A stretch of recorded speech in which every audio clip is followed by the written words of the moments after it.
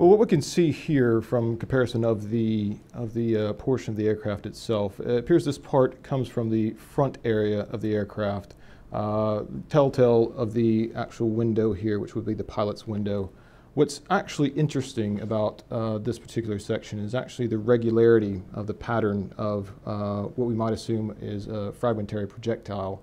These weapons are engineered to engage sort of high performance fighter aircraft. A target such as this, if it were engaged by a surface-to-air missile, would be very unable to sustain a direct engagement with one of these weapons. We've heard several reports now that the wreckage has been tampered with, that pieces have been moved. Can it be tampered in such a way that it's almost going to be impossible for investigators to determine what actually happened?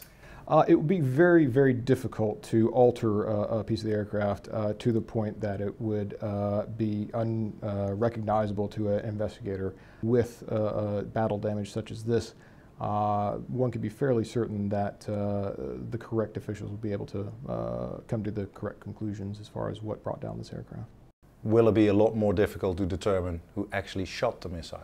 That will be much more difficult. Obviously, without having some sort of corroborative evidence, you can say that obviously the aircraft was engaged by a surface-to-air missile, but who actually engaged that, who the operators were, what their nationalities were, that will be very difficult to ascertain.